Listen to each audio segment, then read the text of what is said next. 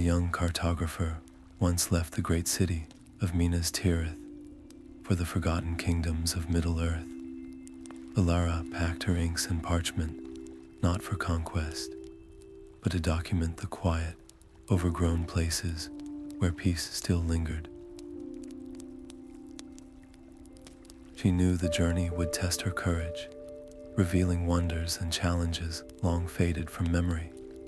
By the end of her story, you will discover how a single gentle heart can rekindle the lost magic of an entire world. What secrets lie hidden in the crumbling watchtowers of Iriador, and what quiet power stirs beneath the mossy stones? I would love to know if you feel comfortable sharing where you are listening from and what the local time is for you right now. What forgotten place in your own world would you most want to rediscover? The morning air was cool as Elara walked the hidden paths into the misty vales of Iriador. Her boots made no sound on the thick carpet of moss, and her hand was steady as she sketched the crumbling watchtowers that stood like silent sentinels. She captured the curve of a fallen archway, the intricate cracks in the stone, and the way the morning light filtered through the ivy. With every careful line drawn on her parchment, she felt she was not just drawing ruins, but listening. The wind through the leaves seemed to carry old whispers, a soft language of a time long past. It was in this quiet focus that she first noticed the patterns. A certain spiral appeared on a tower base, then again on a broken pillar farther along the path. These were not random marks of decay, but deliberate symbols, a hidden code etched into the landscape itself. Her curiosity, once a gentle flame, now burned with a steady intensity. A sudden, gentle rain began to fall, quickly growing persistent. It soaked through her cloak and threatened her most precious cargo, the maps and sketches tucked in her leather satchel. Panic flickered in her chest as she thought of the inks running, the parchment dissolving into a blur of lost history. She had to find shelter immediately. Her eyes scanned the surrounding woods, landing on a low structure of weathered stone, its roof partially collapsed, but one corner still offering a dry haven. It was a choice between trusting the ancient, failing architecture or watching her life's work be washed away. She hurried inside, pressing herself and her satchel against the driest wall. The scent of wet stone and rich earth filled the small space. As the rain pattered against the stones, something extraordinary happened. Where the water traced the seams of the rock, faint lines began to glow with a soft blue light. They were runes, invisible when dry, awakened by the touch of the rain. They pulsed gently, a silent, magical language revealing itself just for her. The forgotten kingdoms were not just empty stone, they were merely sleeping, and their secrets were beginning to stir. When the rain finally subsided, the glowing runes faded back into the ordinary rock, leaving no trace behind. But Elara had seen them. She knew this was no accident of light and shadow. A deeper mystery called to her from the wooded heartland, and she was determined to follow its trail. The forest around her deepened into a silence that felt less like emptiness and more like a held breath. These were the lesser-known groves of Lothlorien, a place where the very air seemed woven from memory.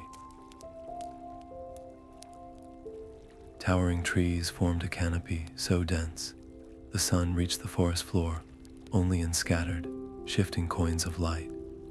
Elara moved with a reverence learned from the stones of Iriador, her eyes searching the twilight undergrowth. It was there she found it, a stone monolith nearly swallowed by a thick, velvety blanket of moss. Her fingers, gentle as a scribe's, worked carefully to clear the green covering from the stone's face. Beneath, she uncovered lines of elegant script, a forgotten elven verse carved with impossible precision. The words were unfamiliar, yet their rhythm felt ancient and comforting. She did not think, only felt, and she spoke them aloud in a soft, clear voice.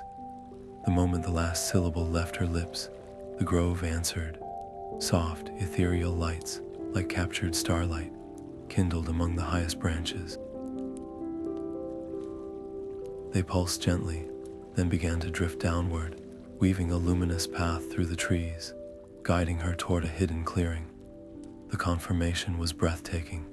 The land's latent magic was not just a story, it was a presence waiting for an invitation. Yet, a subtle tension prickled at the back of her neck. She felt a profound sense of being watched, not by anything that wished her ill, but by countless shy, unseen spirits of the wood. Their gaze was a palpable thing, a mixture of curiosity and deep-seated wariness. They were assessing the stranger who had spoken their old words. Elara knew that to charge forward, to demand more, would shatter this fragile moment. Instead of following the lights immediately, she made a choice. She found a large, gnarled root at the base of the monolith and sat, placing her satchel beside her.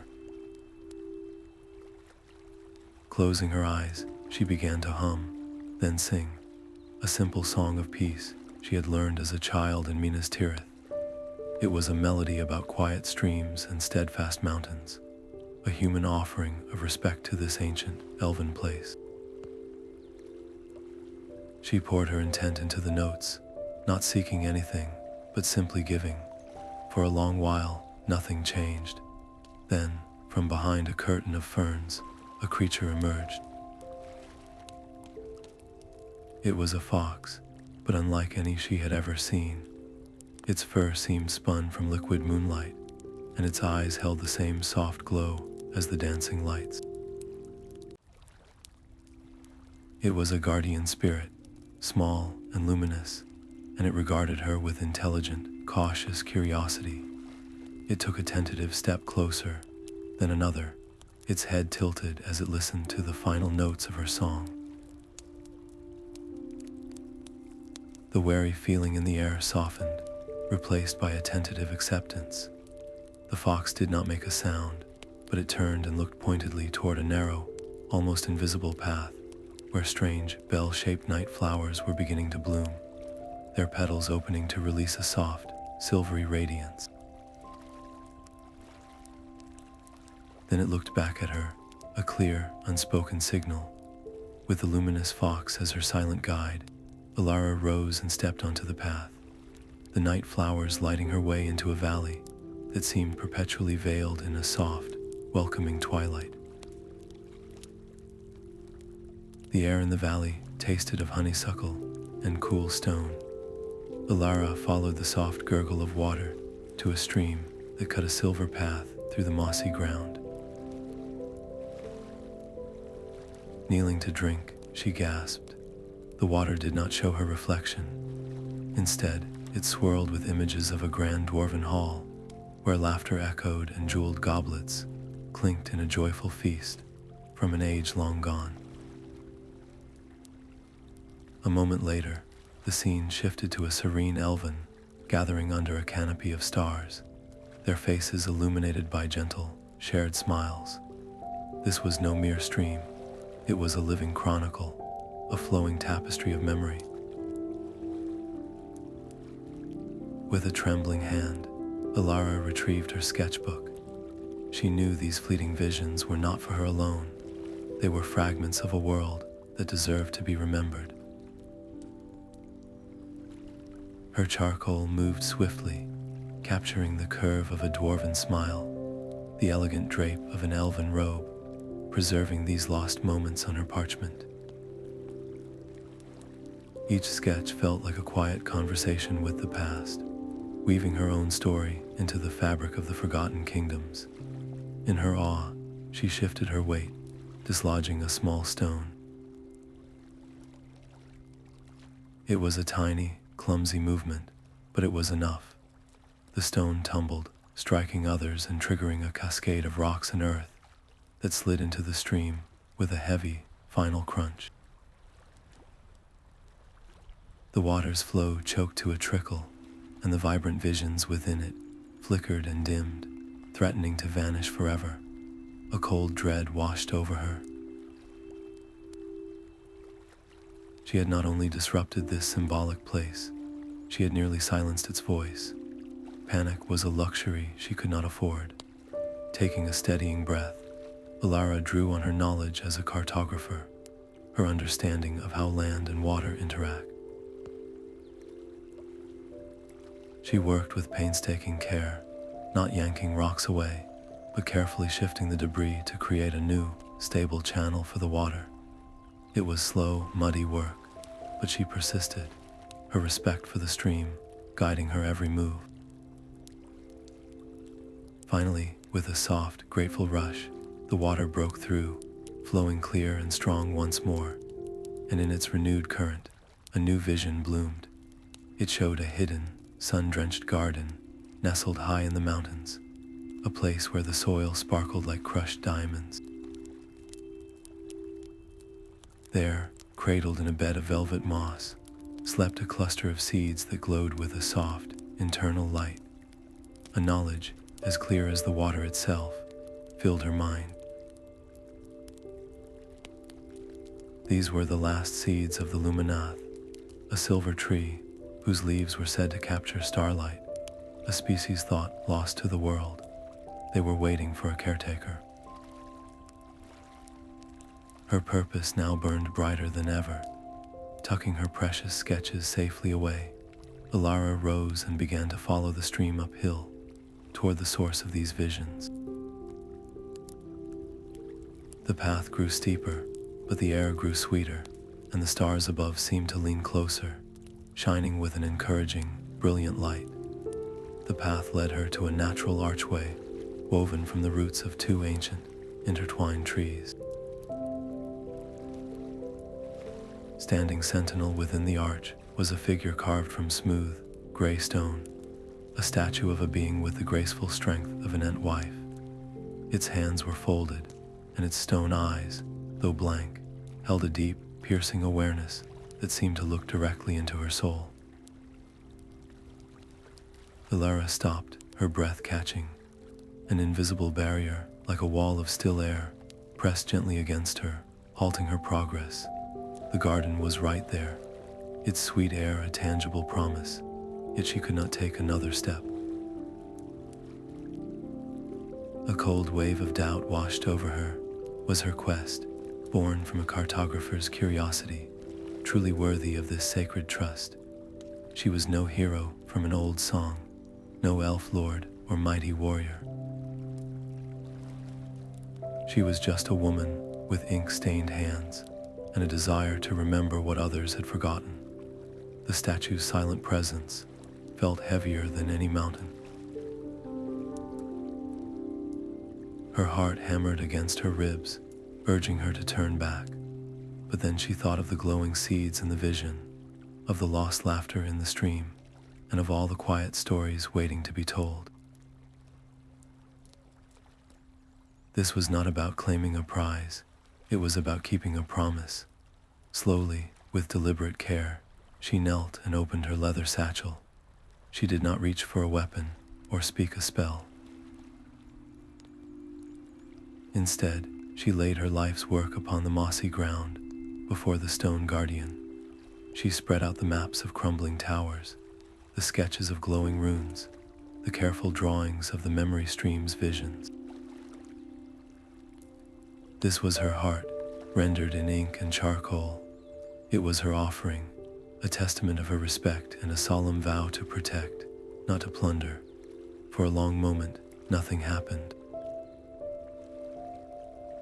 Then a soft, grinding sound, whispered through the air as a fine, web-like crack, appeared across the statue's stone chest. The cracks spread like blossoming frost, not breaking the figure, but softening its stern posture. The invisible barrier dissolved into a sigh of warm air. A voice, not heard with ears, but felt within the mind, spoke with the patience of deep earth. The magic here is a breath upon an ember, it murmured. It must be nurtured, or it will fade forever. The path was open. Elara gathered her precious papers, her hands trembling not with fear, but with a profound sense of responsibility. Stepping through the root-woven arch, she was enveloped by the scent of blooming elderflowers and the soft, drowsy hum of bees, entering a sanctuary untouched by time. The heart of the garden held its breath. Before her, on a pedestal of roots that seemed to have grown just for this purpose, rested a single, perfect seed.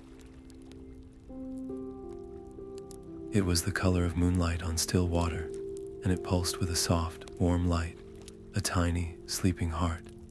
Elara reached out, her hands cradling it with a reverence reserved for newborn things. The moment her skin touched its smooth, cool surface, the seed's glow brightened, and a vision bloomed within her mind. She saw a tree of impossible beauty, its bark like polished silver, and its leaves shimmering with captured starlight, casting a gentle, radiant glow over a peaceful, protected land. The image was so vivid, so full of quiet hope, it brought tears to her eyes. But the vision was fragile, a promise contingent on a choice. To leave the seed here, in this fading sanctuary, was to allow it a beautiful, eternal sleep. It needed a guardian, a caretaker to help it find soil and sunlight. Yet, to take it was to gently separate it from the ancient magic that sustained this place, trusting its delicate life force to the uncertain path ahead. The weight of the decision settled upon her, heavier than any stone. Looking from the dreaming seed to the garden that was already beginning to feel less substantial, like a memory straining to hold its form, she knew what she had to do. "I will be your keeper," she whispered, her voice a soft vow in the hushed air. "I will find a home for your light." As her fingers closed gently around the seed, a profound change swept through the hidden valley. The vibrant colors of the flowers softened, their brilliant hues fading like a tapestry left too long in the sun. The air grew still, the magical luminescence that had defined the place withdrawing, flowing back into the tiny, glowing object in her hand. The garden was not ending, but its purpose was fulfilled. Its magic now a trust placed solely in her care. Clutching the seed close to her heart, Elara turned and walked from the clearing, the path behind her dissolving into simple, quiet woodland. A new light now guided her, a soft silver beacon emanating from between her fingers, drawing her upward toward a high, secluded plateau where the air was clear and the stars felt close enough to touch. The path upward was a narrow, winding ribbon of stone and stubborn earth. Elara used her walking stick, not as a crutch, but as an extension of her senses, tapping it against loose rocks that skittered away into the dizzying drop below. Her progress was a slow, deliberate dance, a test of patience, and will where every careful step was a small victory. The air grew thinner, but her resolve thickened, and with each foot of altitude gained, the sky above seemed to expand, opening into a vast, brilliant blue, scented with wild thyme and cold stone. Then a gust, fierce and sudden, tore at her cloak and threatened to pluck her from the mountainside. Her heart leapt into her throat as her boots slipped on the gravel. Instinctively, she dropped, her fingers closing around an ancient, gnarled root protruding from the rock face. She clung there, her breath coming in ragged gasps, the world tilting dangerously below her until her balance slowly, painfully returned. The moment passed, but the lesson remained. She adjusted the straps of her pack, ensuring the precious seed was secure against her chest, its gentle pulse a steadying rhythm.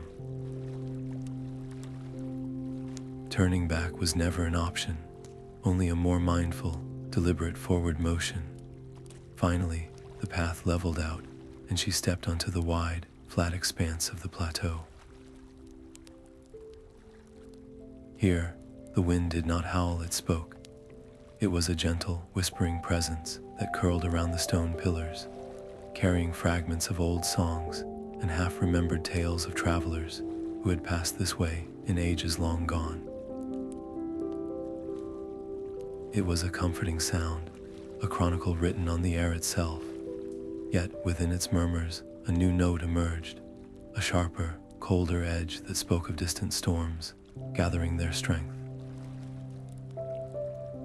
The change was subtle, but the talking winds grew more insistent, their whispers turning into urgent counsel.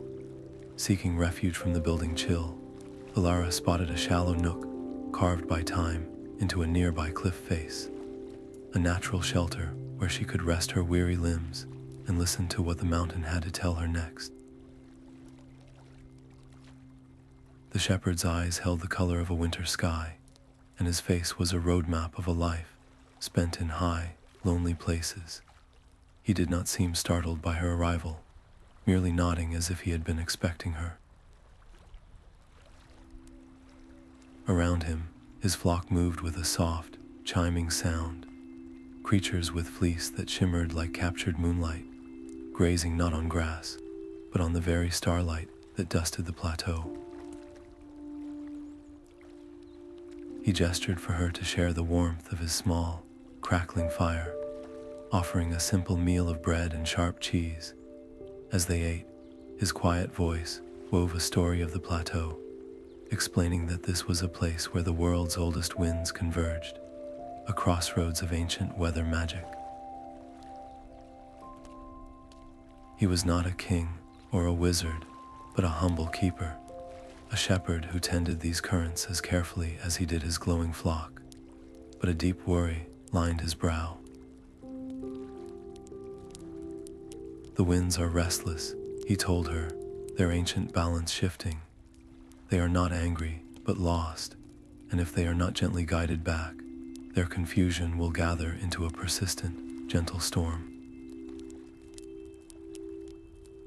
It would not be a violent tempest, but a lingering mist and a constant, sighing gale that would slowly, over days, leach the fragile magic from the seed she carried, leaving it as dormant as a common stone. Elara knew she could not stand by. She offered her help, not as a wielder of power, but as a cartographer who understood patterns and precision. Together, they devised a quiet ritual under the sprawling canopy of stars. The old shepherd hummed a low, resonant melody, a song passed down through generations of keepers, while Elara used her keen eyes to trace the paths of the agitated air currents, directing him with small, precise gestures. Her cartographer's mind mapped the invisible, and his ancestral knowledge gave it voice. As they worked, a profound connection became clear. The gentle pulse of the seed in her pocket and the slow calming of the winds fell into a single, harmonious rhythm. The magic of the land and the life of the seed were one and the same, a delicate symbiosis that required balance. In the newfound quiet, the shepherd looked at her with a deep kindness. "The seed must find its soil," he said, "before the face of the moon is next whole. Its light is a thread in this tapestry, and if it is not woven in by then, the pattern may begin to unravel." Grateful for his wisdom and the now peaceful winds that whispered encouragement, Elara shouldered her pack once more. Her eyes were drawn across the plateau to a serene, moonlit grove cradled in the distance, its trees standing in silent, patient expectation. The grove welcomed her under the full moon's luminous eye. A perfect circle of white-barked trees stood humming with a soft, internal light, their branches tracing delicate patterns against the starry sky. Elara knelt in the center, the cool, dark earth yielding easily beneath her fingers as she began to prepare a small planting place. The soil itself felt alive, rich and fragrant, and it seemed to pulse with a gentle, rhythmic warmth that echoed the steady beat of the seed she carried. This was the place. A sense of profound rightness settled over her, quieting the last of her lingering doubts. But she was not alone. From the deep shadows between the trees, pairs of eyes began to appear. Shy, nocturnal creatures emerged into the moonlight, their forms half seen in the silvery glow. There were badgers with coats like polished stone, foxes with knowing gazes, and delicate, owl-eyed beings she had no name for. They did not approach, but formed a silent, watchful circle around her, their stillness a clear, unspoken question. They were the grove's true guardians, and they were judging her worthiness. Elara's hands stilled. To plant the seed without their consent felt like a trespass. She looked up, meeting their collective gaze, and her voice was a soft murmur in the humming quiet. "I come only as a caretaker," she explained. "I promise to protect this tree, to help it grow strong. Its light and its shelter will never belong to me alone, but to all who seek a place of peace." She poured every ounce of her honest intent into the words, offering a vow to the silent assembly. For a long moment, the only sound was the gentle hum of the trees. Then the tension broke. One of the smaller creatures, a fox with a brush dipped in silver, stepped forward. It dropped a single, glistening dewdrop at the edge of the planting place. Another brought a fallen petal that smelled of night-blooming jasmine. Soon, the creatures were moving in a quiet, purposeful ritual, each adding a small offering to bless the soil. Their acceptance was a gift more precious than any jewel. As they worked, the seed in Elara's palm responded, its glow intensifying until it shone like a tiny, captured star, warm and ready for its new beginning. With a circle of creatures as her solemn witnesses, Elara gently cupped the seed and lowered it into the heart of the prepared earth. The moment it touched the soil, a soft, silver light began to emanate from the spot, spreading through the ground in a slow, radiant wave. Each dawn found Elara kneeling beside the small patch of earth, her hands carefully sprinkling it with collected morning dew. She sang the old, soothing lays she remembered from her childhood, melodies of gentle rains and steadfast earth, her voice a quiet offering to the seed sleeping below. For days, there was only the soft, dark soil. Then, one morning, a delicate silver sprout broke through, its tiny leaves shimmering with a light as soft as a captured moonbeam. It was a sight that filled her heart with a quiet, overwhelming joy. The sprout did not simply grow, it unfolded, its leaves expanding with a swift and silent grace. Each day, it stood a little taller, its inner light strengthening from a faint glimmer to a steady, gentle radiance that painted the grove in shades of silver and pearl. The very air grew richer, humming with a renewed vitality, and the white-barked trees around it seemed to stand a little straighter, their own light burning a little brighter in response. But peace in such a place is always a delicate balance. Unseasonably cool nights began to descend upon the plateau, bringing with them a persistent, biting frost that threatened to slow the young plant's vibrant growth. Elara watched with a knot of worry in her stomach, knowing that its magical nature made it vulnerable, a tender life that could be easily stunted by the harsh turn of the weather. She faced a difficult choice. To intervene with a heavy hand might smother its natural magic, but to do nothing was to risk its future. Drawing on her knowledge of the land, she made a decision. She gathered fallen branches from the grove and strong, supple grasses, weaving them together with careful patience. She did not build a solid wall or a closed box, but a small, open shelter, a latticework canopy that would shield the sprout from the worst of the frost and wind, while still allowing the nourishing sunlight and fresh air to reach it. It was a gesture of protection, not possession. The simple shelter worked beautifully. Sheltered from the biting cold, the silver sprout thrived, its leaves growing broader and its light pulsing with a stronger, more confident rhythm. Yet its very success created a new challenge. Its radiant, gentle beacon could not be hidden. It began to attract attention. Wandering, curious beings from nearby hidden realms, drawn by the unusual light, started to appear at the edge of the grove. A shy, fur-covered creature with wide, luminous eyes would peer from behind a tree trunk.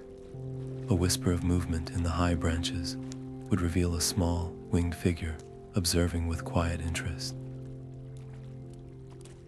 The grove was no longer a secret haven, but a place of gathering. As the young tree grew taller, its branches began to spread, casting a calming, silver light that pooled on the ground below and pushed back the deepest shadows of the night. This light did not merely illuminate, it seemed to soothe, and it drew not just the curious, but peaceful visitors seeking its tranquility. These were not intruders, but potential allies, each arrival a new thread in the growing tapestry of the grove's renewed community. Word of the silver tree spread not as a shout, but as a gentle, persistent whisper on the wind. First came the elves of a hidden valley, their forms graceful and quiet as they stepped from the twilight of the trees. They brought with them songs so ancient they seemed to make the very air shimmer. Then, from the deep, quiet mines, arrived a small company of dwarves, their bearded faces serious, but their eyes alight with a craftsman's appreciation for the tree's radiant form. Last to appear were the hobbits, emerging from their secluded hills with a quiet curiosity, bearing baskets of simple, hearty food to share. They had all come, drawn by the tree's calming light and by tales of the young cartographer who had nurtured it, a keeper of peace in a world too often focused on grander, louder things. For a time, the grove was a scene of quiet wonder. Stories were exchanged by the soft glow, songs from different cultures wove together in the night air, and simple gifts of food, finely carved stone, and delicate poetry changed hands. A temporary community blossomed, united by a shared, unspoken love for the quiet, forgotten beauty of Middle-earth. Yet, such harmony is a delicate creation. An offhand comment from a dwarf about the impracticality of an elven song, or a whispered observation from an elf about the hobbit's straightforward ways, caused small ripples of tension. Old habits and ancient suspicions, long held but not remembered with fondness, briefly surfaced. The beautiful gathering teetered on the edge of misunderstanding, its fragile peace threatened not by malice, but by the simple, human weight of different histories. Seeing the tension, Elara did not command or chastise. She simply unrolled her largest map onto a flat stone, weighting its corners with smooth river rocks. "Come," she said, her voice calm and inviting. "Let me show you where your paths have already crossed without your knowing." She pointed to the watercourse that began in the dwarves' mountains and fed the elves' hidden valley. She traced the hidden game trails used by hobbits that connected to the old elven roads. Her map was not a record of borders, but a tapestry of connections, revealing how the lifeblood of one kingdom was intrinsically linked to the well-being of another. She asked them not to forget their differences, but to remember their shared hopes for safety, for beauty, and for a future where such places of light could thrive. Her quiet diplomacy worked. The groups, reminded of their deeper, common ground, agreed to meet in the grove with each turning of the season. But as they looked at one another, their eyes then turned to Elara. In her, they saw a neutral heart, a keeper of stories who understood the whole map, not just a single corner of it. The responsibility for maintaining this newfound unity settled gently upon her shoulders. Inspired by the success of the gathering and humbled by the trust placed in her, Elara knew what she must do next. As the visitors departed, their farewells warmer than their greetings, she took out a fresh piece of parchment. She would begin a new kind of map, one that charted not just the land, but the renewed bonds between its peoples, with the silver grove shining at its very heart. The silver grove felt different after the gathering, its quiet air now humming with the memory of shared songs and the warmth of new friendships. Elara unrolled her largest, cleanest piece of parchment, weighting its corners with smooth, gray stones from the stream. She did not use ordinary ink. Instead, she carefully mixed her pigments with crushed herbs gifted by the elves, herbs that held the faint, captured glow of twilight. Her first stroke was not a border or a mountain, but a small, radiant circle to mark the grove itself. As she drew, she incorporated the stories she had been told, tracing the hidden watercourse from the dwarven halls and sketching the subtle game trails the hobbits used. A remarkable thing began to happen. The lines on the map, drawn with the luminous ink, did not stay static.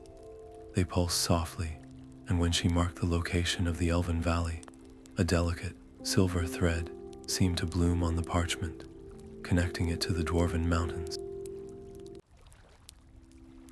The map was not just recording geography, it was reflecting the living bonds being woven between the peoples. A soft, deep tremor passed through the ground then, a gentle shudder that rustled the leaves and sent a faint vibration up through the soles of their boots.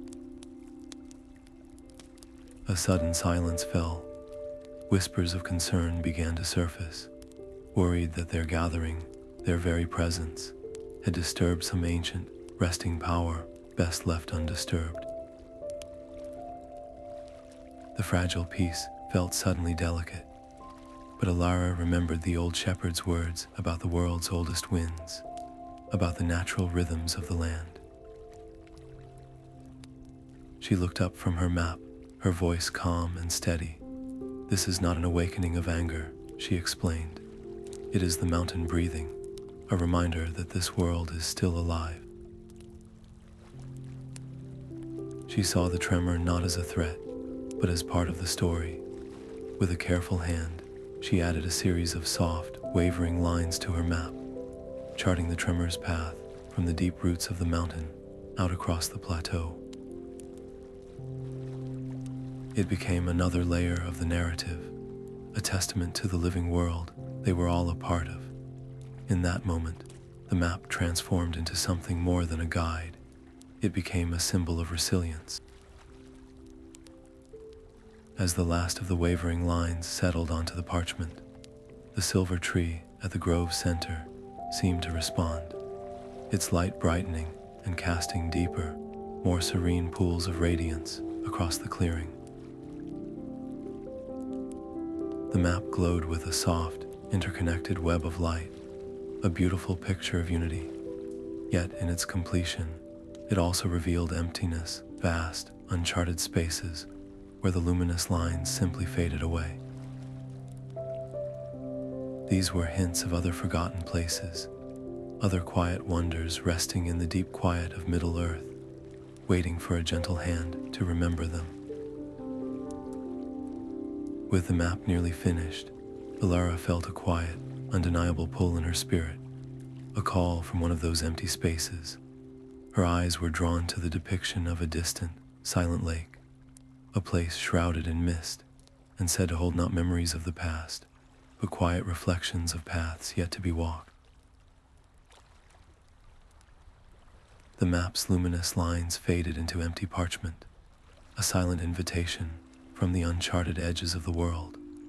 With the silver grove thriving under the care of her new friends, Elara knew her journey was not over. She bid them a temporary farewell, her pack holding little more than the glowing map and a quiet resolve to follow where it led.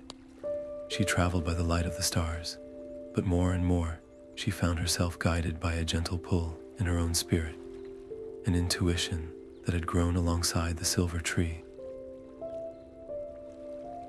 The path descended from the high plateau into a hushed, lowland realm where the air was heavy with the scent of wet stone and ancient reeds. Finally, she stood before the Lake of Visions, its surface a perfect, unbroken mirror reflecting the soft gray sky. It was said these waters showed not what was, but what might yet be. Kneeling at its pebbled shore, Elara gazed into the profound stillness. At first, there was only her own hopeful reflection. Then the water shimmered, and scenes bloomed in its depths. She saw the silver tree, grown mighty, its light spreading like a gentle dawn over restored kingdoms, where elves, dwarves, and hobbits worked together to heal the land.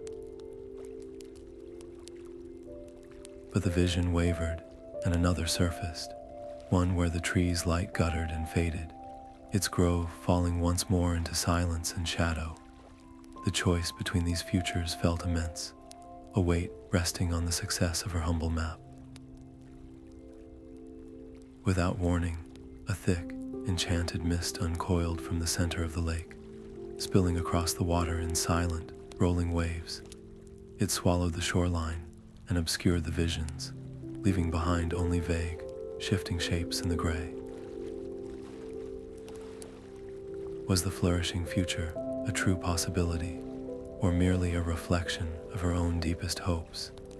The mist seemed to feed on this doubt, blurring the line between prophecy and desperate illusion. Panic would not serve her here. Elara settled onto the damp earth, drawing her cloak tight. She closed her eyes, pushing aside the frantic questions, and focused on the rhythm of her own breathing, slow and steady. She let the chatter of her mind quiet, until all that remained was the soft lap of water against the shore and the cool touch of the mist on her skin. She did not fight the uncertainty. She simply waited within it, a calm anchor in the featureless gray. After what felt like an age, the mist began to thin, not retreating, but becoming translucent, like a veil being drawn aside. The waters cleared once more, and the final vision resolved with stunning clarity. She saw her map, not tucked away in a library, but being carefully unrolled in bustling market squares and quiet hearths. She watched as a young dwarf, inspired by its woven lines, worked to clear a blocked mountain spring. She saw an elven family, guided by its symbols, journey to restore a forgotten grove of their own. The silver tree shone at the center of it all, not as a singular wonder, but as a living proof that one small act of care could ignite 1,000 others. This was not a future guaranteed, but it was possible, and it was worth every step of the journey. Her heart felt light and certain as the last of the mist dissolved into the morning air. The way back to the grove seemed shorter, the path clearer. She walked with a new purpose, not just to finish a map, but to ensure its message of connection and quiet stewardship could travel to every corner of Middle-earth, a gentle call to remember the wonder sleeping in their own backyards. The final line of ink dried under the silver tree's gentle light, connecting the lake of visions to the grove. As Elara put down her brush, the completed map began to glow, its woven lines pulsing with a soft, steady radiance. A curious hobbit reached out, his fingers gently tracing a luminous path to the dwarven mountains. His eyes widened, not in shock, but in a deep, quiet wonder. "I can almost hear their mountain streams," he whispered. That simple touch conveyed a profound sense of peace and a tangible bond to the wider, living world. This was the map's true power, not to guide conquest, but to foster connection. Yet, this beautiful moment quickly sparked a quiet debate. A dwarf elder, her hands clasped thoughtfully, voiced a deep concern. "If we share this freely, what stops a careless soul from trampling these sacred groves or diverting the memory streams for profit?" The risk felt very real, a threat not of malice, but of simple neglect. An elf agreed, though for a different reason. Some magic is too delicate for bustling roads and loud voices. It thrives in quiet. The gathering, once united, now faced a difficult choice between sharing their hope and protecting their sanctuaries. Elara listened to every worried word, her gaze moving from the anxious faces to the glowing parchment. "We will not broadcast this to the world," she proposed, her voice calm and clear. "Instead, we will create careful copies. Each one will be entrusted only to a new keeper, someone who pledges to protect and nurture the land they are shown. It would not be a wide dissemination, but the careful building of a network, a fellowship of gentle guardians bound by a shared promise." The idea settled over the grove, turning fear into purposeful action. The first copy, inscribed on a piece of supple, Elven treated leather, was presented to the Elven emissaries for safekeeping. This act was more than a transaction. It was a profound gesture of trust that solidified a new, informal alliance. Dwarves, elves, and hobbits now saw themselves as partners in a shared, sacred duty to preserve the quiet magic of Middle-earth. Their individual purposes had woven together into a single, stronger thread. With the map's influence beginning to spread, Elara felt a shift within her own spirit. Her solitary journey was transforming into a communal mission. She began gathering interested listeners under the tree's silver boughs, not to lecture, but to share. She taught them how to read the subtle language of the land, to notice the patterns in the moss and the whispers in the wind. She showed them that cartography was not just about drawing lines, but about understanding the delicate connections those lines represented. Her personal quest had blossomed into a school of mindful guardianship, ensuring the work of remembrance would continue long after her own footsteps had faded. Rowan was a young hobbit with eyes full of questions and pockets, perpetually filled with interesting pebbles. He had listened to Elara's stories under the silver tree, and one afternoon, he approached her with a quiet but determined request. He did not want to be a hero or an adventurer in the old tales, he explained. He wanted to learn how to see the world as she did, to capture its quiet truths with ink and intention. Elara's heart warmed at his earnestness, and she gladly took him under her wing, as her first true student. His enthusiasm was a bright, new energy in the grove, a reminder that the work of remembrance needed fresh eyes as much as old wisdom. It was Rowan's restless curiosity that led them to a small, overlooked meadow nestled in a bend of the river, a place even the most detailed Elven songs had missed. As twilight settled, the meadow revealed its secret. Fireflies emerged not in a random cloud, but in a deliberate, swirling dance. They pulsed in intricate patterns, tracing the shapes of ancient constellations across the darkening sky, a living, breathing star chart flickering just above the grass. It was a breathtaking discovery, a new wonder to add to their records. Yet, this very excitement became a challenge. Rowan's hand would dart for his charcoal the moment he saw something marvelous, his feet eager to rush forward and get a closer look. In his hurry to document the fireflies, he did not notice the delicate, night-blooming mosses underfoot, their tiny ecosystems fragile enough to be erased by a single misstep. Elara saw the risk, not of malice, but of a passion outpacing patience. She placed a gentle hand on his shoulder and guided him to a flat stone at the meadow's edge. "We will sit here until the sun returns," she told him softly. "We will not draw a single line until we have learned to listen." The long hours of stillness were a trial for the young hobbit. But as the night deepened, his fidgeting slowly ceased. He began to notice how the fireflies avoided one particular thicket where a family of mice slept. He saw how the constellation patterns shifted with the turning of the earth, and how the dewdrops gathered first on the leaves of a certain humble plant. He was not just seeing a meadow, he was feeling its rhythm, understanding its subtle, interconnected life. When the first light of dawn finally touched the grass, Rowan picked up his charcoal with a new reverence. His resulting map of the meadow was a beautiful, intricate work.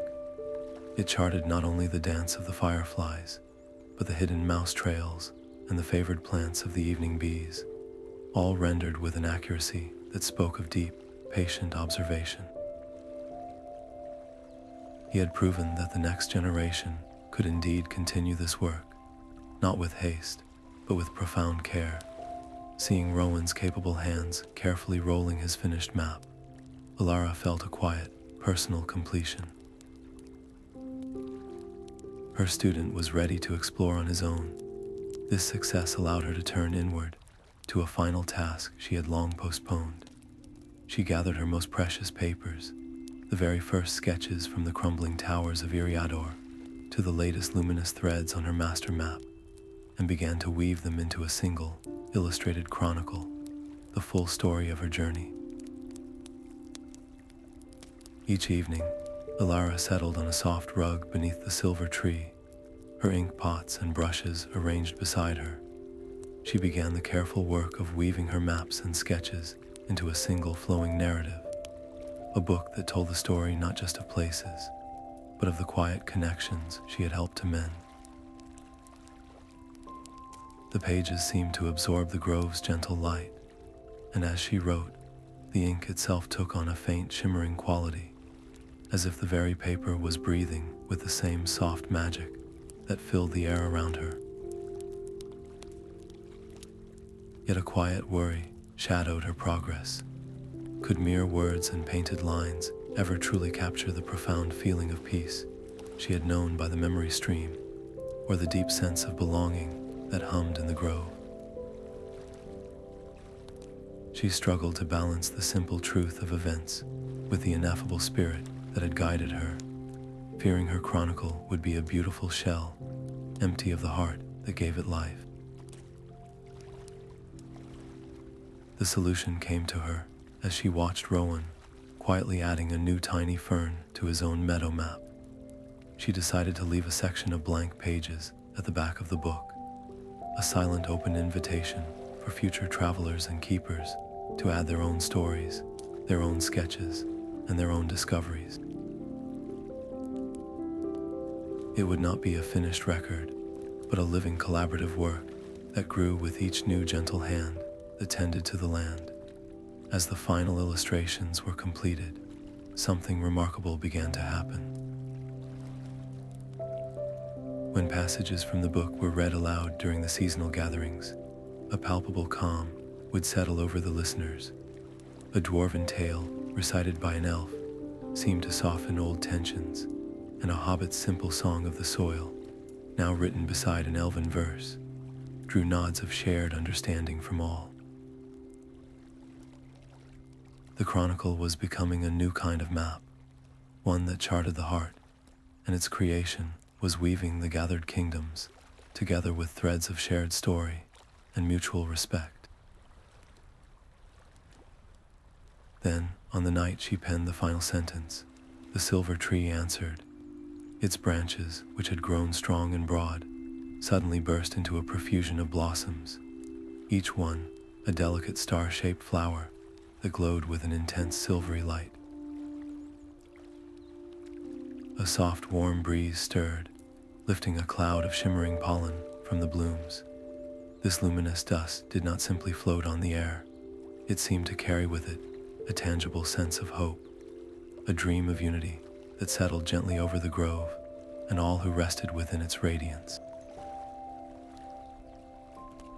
The silver tree's blossoms shone like captured starlight, each petal radiating a gentle luminescence that painted the grove in shades of pearl and silver. A soft, warm breeze stirred the branches, lifting a cloud of shimmering pollen into the air. This luminous dust did not simply fall to the ground.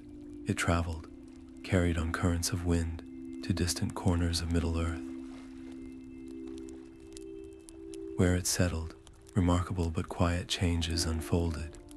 A neglected hobbit garden, long choked with weeds, suddenly saw its old flowers perk up, their colors deepening as if remembered. In a dwarven outpost, two stone masons who had not spoken in years found themselves sharing a pipe, their old disagreement feeling small and distant under the gentle influence of the drifting light. A general sense of hope, soft and persistent, began to weave its way through the land, a quiet renewal born from a single source. This expanding light, however, did not go unnoticed. Deep in a cavern where the roots of the world delved into darkness, an ancient being stirred from a long and lonely slumber. It was a stone giant, a creature so old it remembered when the mountains were young. For ages, it had slept, believing the world above had grown loud and forgetful of the old, quiet magics. But the tree's gentle radiance, a sensation like a forgotten melody, coaxed it awake. It did not rise with anger, but with a profound and cautious curiosity, its great form shifting slowly in the deep earth. When the giant first appeared at the edge of the grove, its head brushing the lower branches of the tallest trees, a ripple of apprehension passed through the gathered folk. But Elara stepped forward, her hand raised not in warning, but in welcome. She saw not a monster, but a lonely guardian, its eyes holding the deep, patient light of granite. She spoke to it of crumbling watchtowers and memory streams, of maps that glowed with connection, and of a world learning to remember its quiet heart. "You have a place here," she assured it, her voice steady. "This grove is a sanctuary for all who wish to protect peace." The giant's massive head inclined, and a low, resonant hum, like the sound of a mountain acknowledging the sky, vibrated through the clearing. As it settled at the grove's edge, its immense, peaceful presence brought an unexpected stability to the land. The subtle tremors that sometimes troubled the plateau ceased entirely.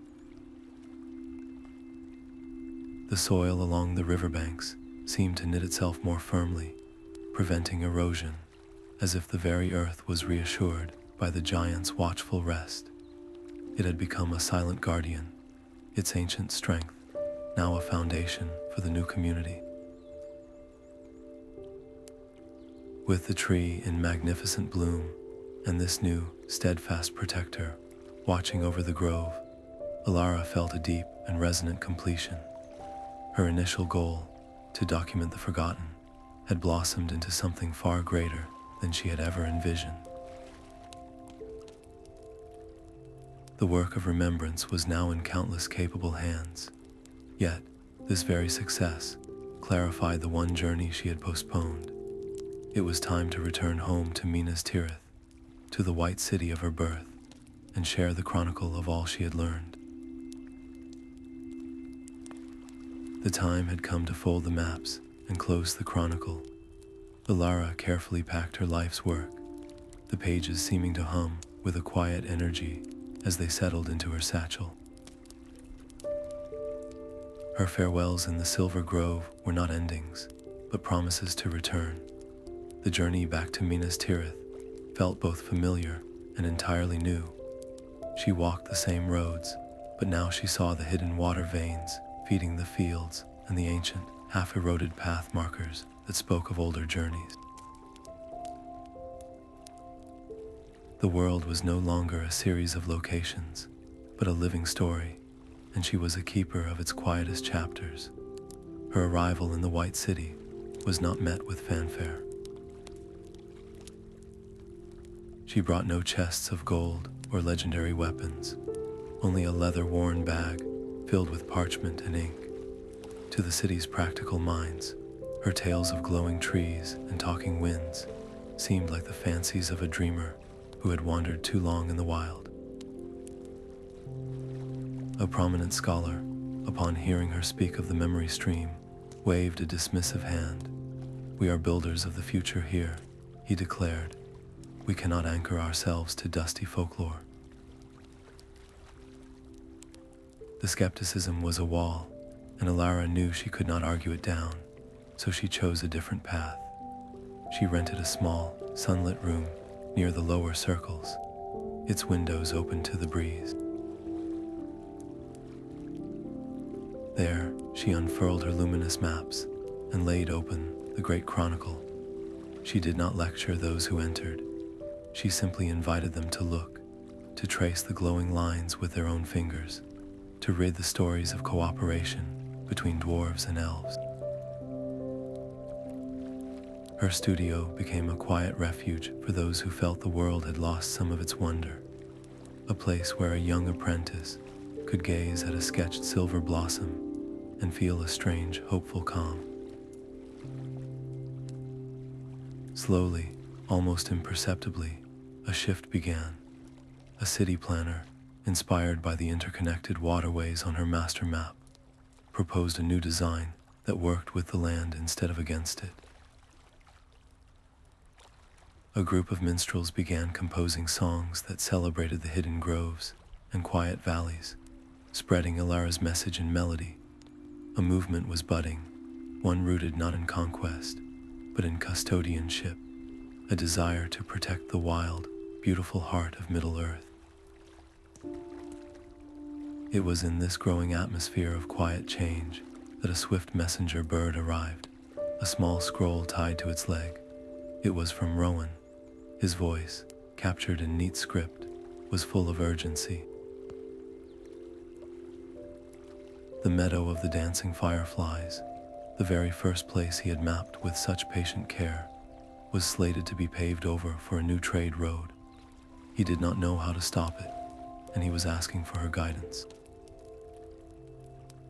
The grove felt different upon her return, its usual hum of peace now threaded with a sharp, anxious energy. Rowan met her at the edge of the clearing, his young face creased with a worry that seemed too old for him. The planned trade route, he explained, was the work of well-meaning builders from a nearby settlement. They saw a straight, efficient path to connect their community to others, a clear symbol of progress and prosperity. But their chosen line cut directly through the heart of the meadow, where the fireflies danced their ancient constellations. To the dwarves and elves who had come to cherish the place, this was not progress, it was a profound loss, the silencing of a delicate magic they had only just rediscovered. Voices around the silver tree rose in frustration. "You cannot pave over a memory," an elf argued, her tone strained. But the builder's representative, a pragmatic man named Borland, countered with equal force. "We cannot chart our future by clinging to every patch of unusual moss. Our people need this connection." The beautiful unity Elara had worked so hard to build was fraying, threatened not by malice, but by a fundamental clash of perspectives. Elara listened to both sides, her heart aching with attention. Then she unrolled her master map, its luminous lines glowing softly in the dappled light. "There is another way," she said, her voice calm but firm. Her finger traced a path that curved around the base of a nearby hill, a slightly longer route that avoided the meadow entirely while still linking the same communities. She showed how this alternative could even make use of an existing, forgotten causeway, saving the builders time and effort in the long run. Borland studied the map, his expression shifting from skepticism to thoughtful consideration. He could see the cartographic logic, the practical sense in her proposal, but his doubt remained. "You ask us to abandon an efficient course for a field of blinking insects," he said. "I need to understand what we would be preserving. I need to see this magic for myself." The burden of proof now rested squarely on their shoulders. They had to demonstrate that the meadow's value was not just a sentimental fancy, but a vital part of the land's living tapestry, worth the small extra effort to protect.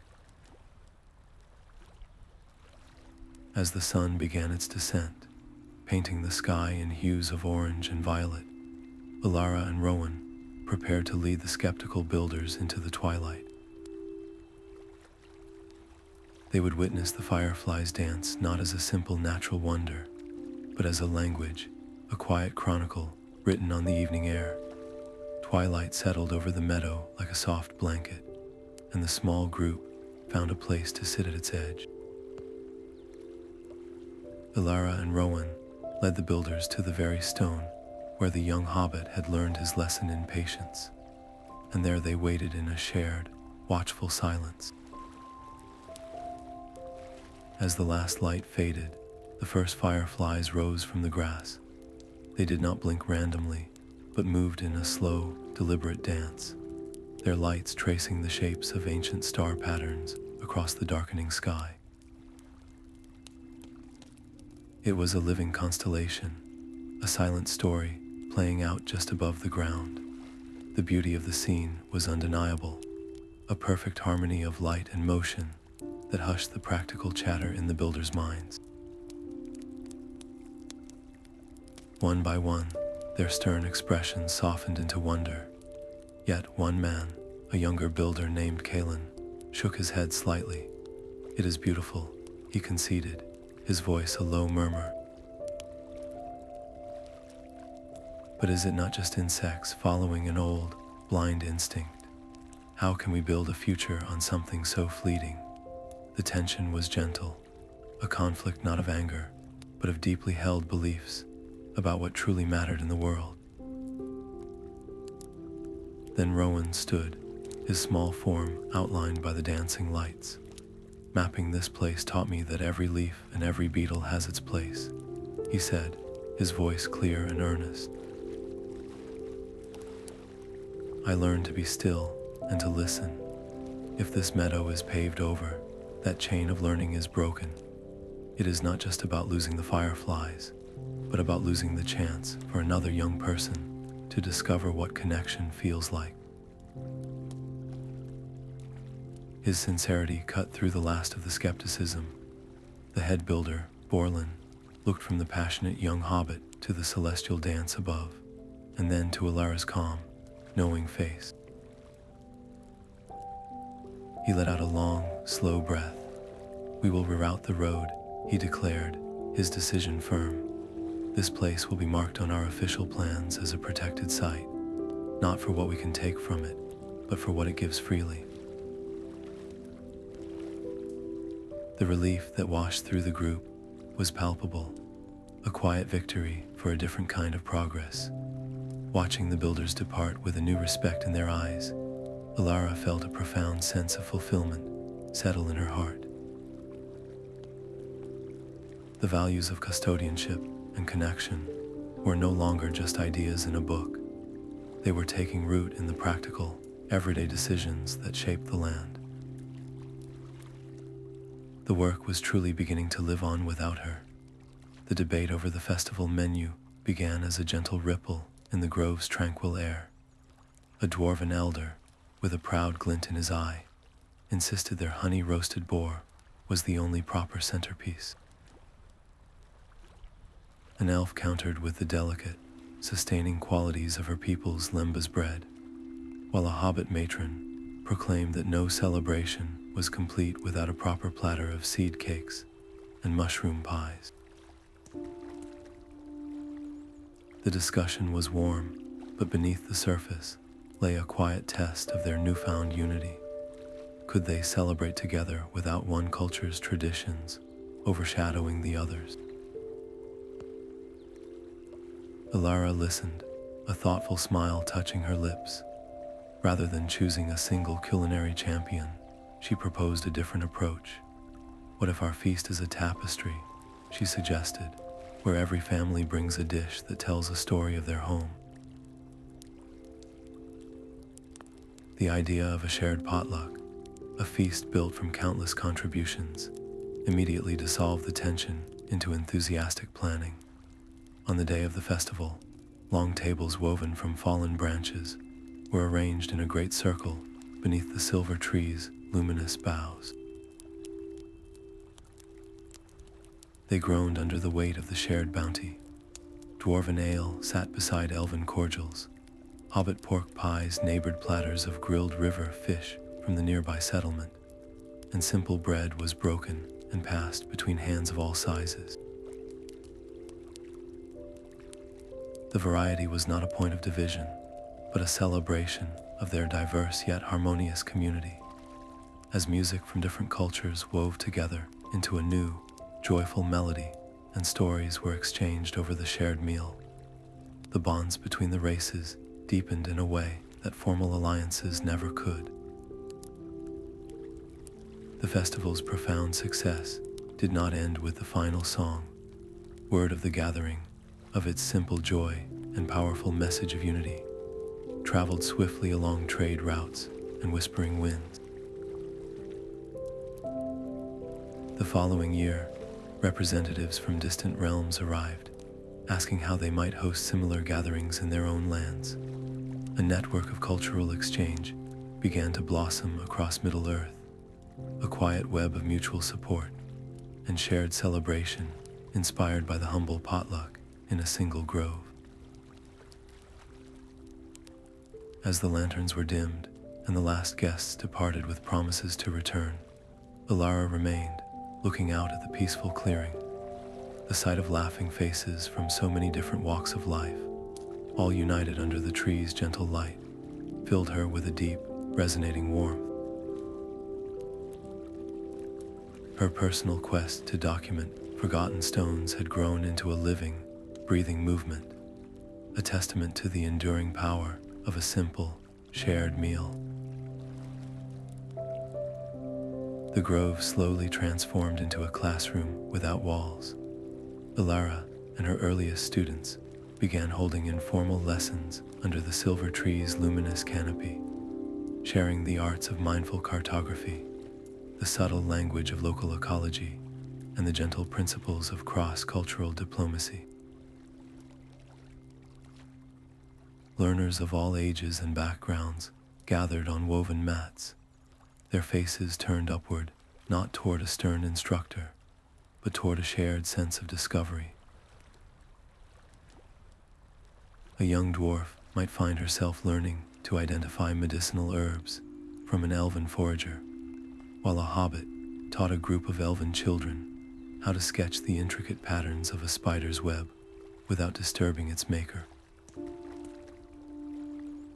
This open-air school became a living heart of knowledge and peace, and its students, having drunk from this well of unity, returned to their distant homes as quiet ambassadors for preservation, carrying the grove's ethos with them like a precious seed. This newfound harmony was soon tested by the land itself. An unusually long dry season settled over the plateau, the sun beating down with a relentless intensity that began to leach the vibrancy from the grove. The soil grew pale and cracked, and the leaves of the silver tree, while still glowing, seemed to droop with a quiet thirst. The magical plants and the humble wildflowers alike suffered, their collective hardship, a reminder that even the most enchanted places are bound to the natural world. A shared concern hummed just below the surface of their daily lessons. What good was a school of ecology if they could not protect their own home? Elara saw the challenge not as a disaster, but as a practical lesson in community. She did not command, she coordinated. Gathering everyone, she unrolled a blank piece of parchment and proposed a rotating schedule for watering and care. Each family, each visiting student, was assigned a time to help carry water from the still flowing, though lower, stream to the grove's most vulnerable areas. The work was hard and repetitive, a slow, steady procession with buckets and water skins under the hot sun. Yet, as calluses formed on hands and backs grew tired, something beautiful happened. The shared labor erased the last invisible lines between them. A dwarven elder found himself working alongside the same builder who had once argued for paving the meadow, and in the rhythm of their shared task, a deep, unspoken respect blossomed. Their collective effort did more than just save the grove from withering. It rooted their commitment in shared sweat and perseverance. The school was no longer just Elara's project. It was a self-sustaining community endeavor, its survival a testament to their collective will. Watching a group of her students organize the next week's watering schedule entirely on their own, Elara felt a subtle shift within her own role. Her voice was one among many now. Her guidance sought not as the sole authority, but as a respected elder advisor. The torch was being passed, and she watched its light being carried forward in countless capable hands, ready to illuminate paths she herself might never walk. The sun cast long shadows through the silver grove as Elara called for a quiet gathering. She stood before the assembled community, her hands resting on the worn leather cover of her Great Chronicle. Her voice was clear and steady as she spoke not of endings, but of continuations. Today, I am stepping back from my role as head cartographer, she announced, and I am placing this trust and this work into the most capable hands I know. She then turned to Rowan, who stood listening with wide, earnest eyes. With the community as our witness, I appoint you as the head of this school and the chief keeper of our maps. The responsibility is now yours to carry forward. A profound silence held for a moment, then broke into a warm, rising murmur of approval. Rowan stepped forward, his usual exuberance tempered by a deep humility.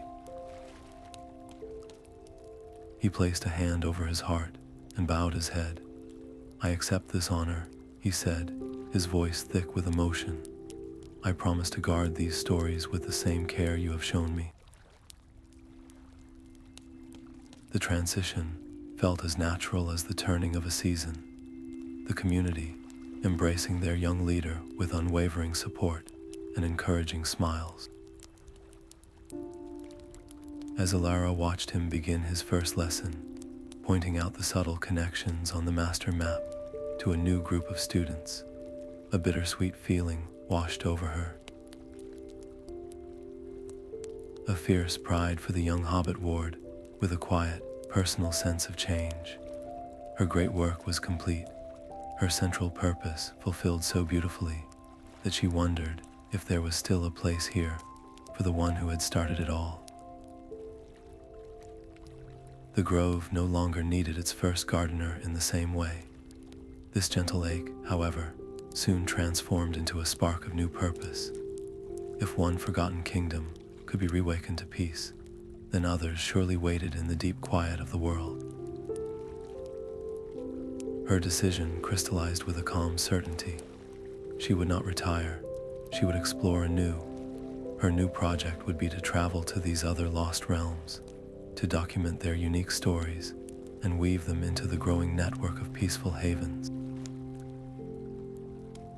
This journey promised untold wonders and fresh challenges, ensuring that her life's work of connection would not just be maintained, but would expand its reach across the land. A few mornings later, she stood at the edge of the grove, her pack once again settled on her shoulders, feeling lighter than it had in years. Rowan stood beside her, not as a student saying goodbye, but as a fellow keeper wishing her well on her path. With a final, grateful look at the thriving community under the luminous branches, Elara turned and walked into the forest, her heart full of peace and her eyes fixed on the next horizon. The path leading north from the grove felt different under her boots. Elara walked away from the familiar silver light without a backward glance, her pack holding a fresh set of blank parchments and a heart full of quiet purpose. Her departure sent a ripple through the community she left behind, not of sorrow, but of inspiration. Rowan looked at his own maps with a new determination, while others began to speak of forgotten corners in their own homelands that deserved a second look. Her journey was a quiet call to adventure that echoed in many hearts. The trail into the misty mountains was a stark contrast to the gentle plateau. It was a steep, demanding climb of loose scree and ancient, crumbling steps carved into the rock. Every foothold required her full attention, a test of the physical endurance and mental patience she had cultivated over so many seasons. She moved slowly, her senses stretched wide, reading the lay of the land as she once read her maps, trusting the intuition that whispered where the stone was solid and the path true. She had chosen to travel alone at first, believing that solitude would allow her to listen more deeply to the land and its secrets without the distraction of conversation. Each careful step into the thin, cold air reinforced a profound belief that Middle-earth was still a tapestry woven with countless forgotten threads, each one a wonder waiting for a gentle, curious heart to find it. As she climbed higher, the air grew thin and piercingly clear, and a new sound began to weave through the constant sigh of the wind. It was a faint, melodic hum, like distant chimes stirred by a breeze no one could feel. The first echoes of the singing crystals reached her ears, a haunting and beautiful song that drew her onward into the high, hidden valleys. The humming crystallized into a breathtaking vista as Elara descended into a secluded valley. Giant, multifaceted crystals, some as tall as ancient trees, rose from the earth in a seemingly random pattern. Each one caught the mountain wind, channeling it into a unique, resonant hum that wove together into a complex, harmonious chord. The very air seemed to vibrate with this natural symphony. For days, Elara moved among them, her cartographer's mind seeing not chaos, but a hidden order. She meticulously mapped the position of each crystal, noting its specific pitch and how its song interlocked with its neighbors. Her sketches were less about shape and more about connection, tracing the invisible threads of sound that bound the valley together. It was through this careful documentation that a profound truth emerged. The crystals were not solitary wonders, but part of an intricate, ancient network. Their collective song acted as a subtle regulator, its vibrations helping to maintain a stable, gentle climate in the surrounding lands, and fostering a pervasive sense of calm in all living things that entered its influence. This delicate balance was a quiet marvel of the natural world. Then a shift occurred. A minor rock slide, a simple act of geological settling, sent a cascade of stones tumbling down a nearby slope. One of the smaller, key crystals was dislodged from its base, toppling into a bed of soft moss. The moment it fell silent, the valley's harmony shattered. The remaining crystals no longer sang in concert, their individual notes clashing into a jarring, discordant vibration that set Elara's teeth on edge. A subtle unease prickled at her senses, and she noticed the air itself growing still and heavy, as if the land itself was holding its breath in distress. The network was broken. Her knowledge as a cartographer and an observer now became her greatest tool. She did not simply try to stand the crystal upright. She studied the base it had fallen from, noting the exact angle and orientation of the impression it had left in the soil. Recalling the specific pitch it had produced, she carefully lifted the heavy crystal, her muscles straining, and settled it back into its original position with painstaking precision. She adjusted it minutely, her ear tuned to the discord, until she felt a faint, correct resonance through her fingertips.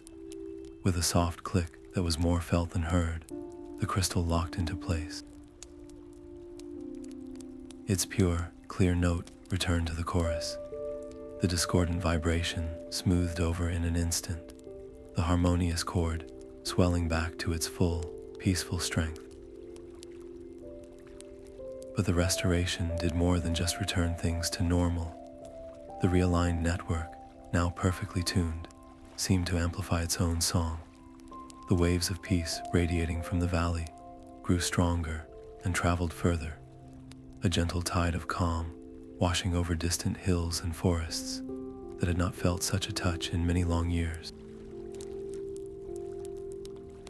Pleased with her success and soothed by the restored symphony, Elara continued her exploration, her spirits lifted. Deeper in the valley, she found a small, dry cave, shielded by a curtain of flowering vines, its floor soft with centuries of fallen leaves. It was a perfect shelter to rest her weary limbs, reflect on her discoveries, and carefully unroll her maps to contemplate where her journey might lead next. The cave was deeper than it first appeared. As Elara's eyes adjusted to the dim light, she realized she was not alone. Seated on a smooth stone near the back wall was an old man, his long beard the color of granite, and his eyes holding a patient light that mirrored the crystals outside. He introduced himself simply as Kalen, a hermit who had dedicated his life to studying the valley's song. He spoke in a voice as resonant as the humming stones, telling her the crystals were not mere geological formations, but ancient beings born from the heart of the mountain in an age of great harmony. They were living repositories, he explained, sensitive to the emotional currents around them. For centuries, They had absorbed the land's quiet sorrows and joys, their song a constant, gentle process of emotional mending for the world. They responded not to force, but to pure intentions, amplifying the peace they were offered. This beautiful symbiosis, however, came with a profound vulnerability. Kaelin's expression grew solemn as he shared a darker chapter of the valley's history.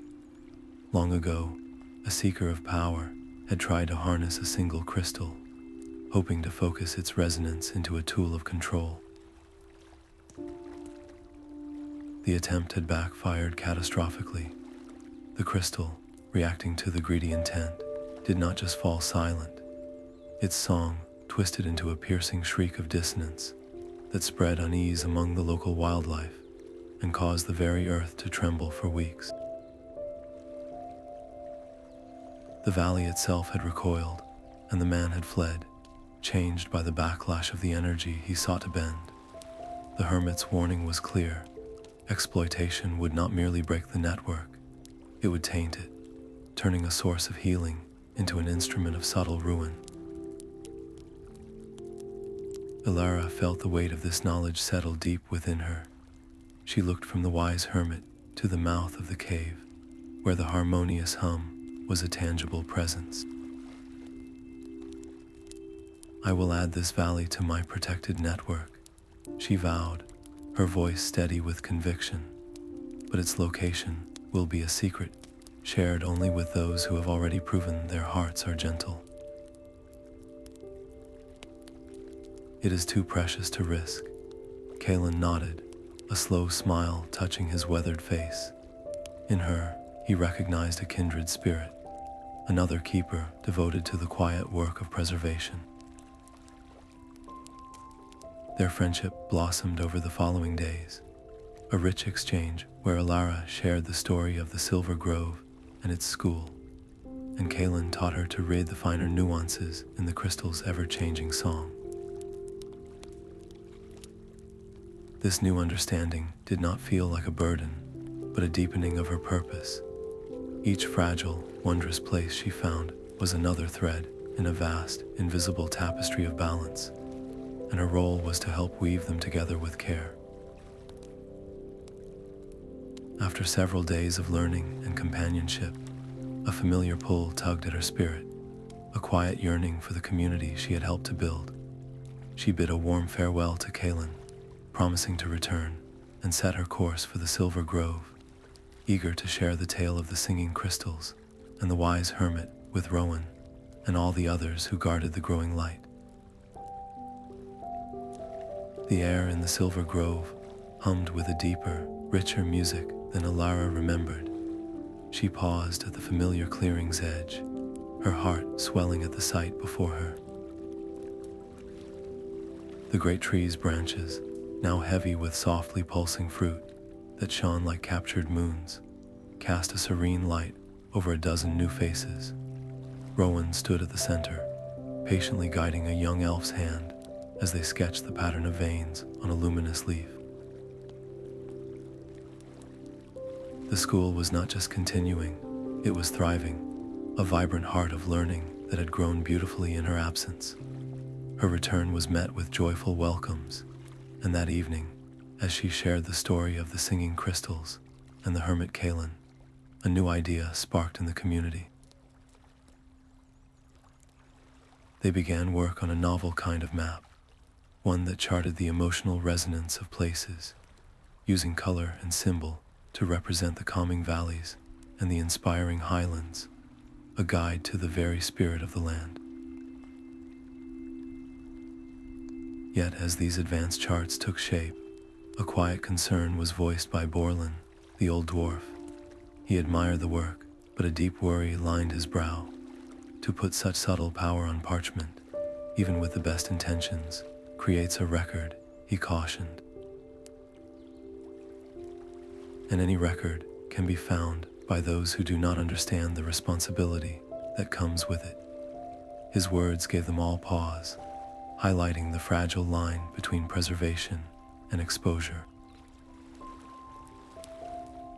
Elara listened, understanding the profound truth in his caution. Then she offered a solution born from the oldest traditions.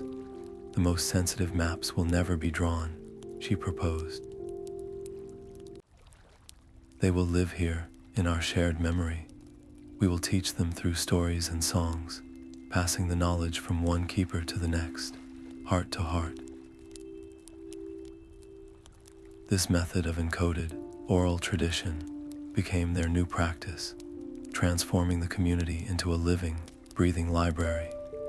The deepest secrets of the singing crystals and the memory streams were safeguarded not in ink, but in the bonds between mentor and student, a protective web woven from trust and personal connection. As the years turned, Elara found a new rhythm, her role shifting from pioneer to elder. She would often sit beneath the silver tree, its gentle light a comfort on her face, and watch as a new generation of cartographers shouldered their packs and set out into the world. Their eyes held the same hopeful spark she had carried from Minas Tirith so long ago, a testament to a cycle of stewardship that now promised to endure long after her own time had passed. A profound and unnatural stillness settled over the land. The silver tree's gentle hum faded to a whisper, its luminous leaves dimming as if veiled by an unseen sorrow. In the distant mountains, the harmonious song of the crystals faltered into broken, disjointed notes. It was not a violent storm, but a deep and spreading silence that threatened the very essence of the magic they had all nurtured. This quiet despair was a test far greater than any argument or drought, a challenge to the heart of their community. Elara felt the weight of it in her own spirit, a cold dread that whispered of a lasting change. But as she looked at the worried faces gathered in the grove, she knew that fear was a luxury they could not afford. She had learned from the stones of Iriador, the memory stream, and the singing crystals that the land responded to intention. If this silence was a void, then they must fill it with a collective, focused will. She asked everyone to join her, to sit in a great circle beneath the silver tree's weary branches. "We will not fight this silence with noise," she explained, her voice a calm anchor in the unsettling quiet. "We will answer it with the quietest truth we know, our shared hope." And so they began, a united meditation of many races. The dwarves focused their steadfast endurance, the elves their timeless grace, and the hobbits their deep, rooting love for the soil. Rowan and the other students poured their youthful belief into the circle, while even the stone giant at the edge of the grove turned its immense, peaceful presence toward the tree. Elara simply opened her own heart, releasing all the memories of connection she had gathered on her long journey.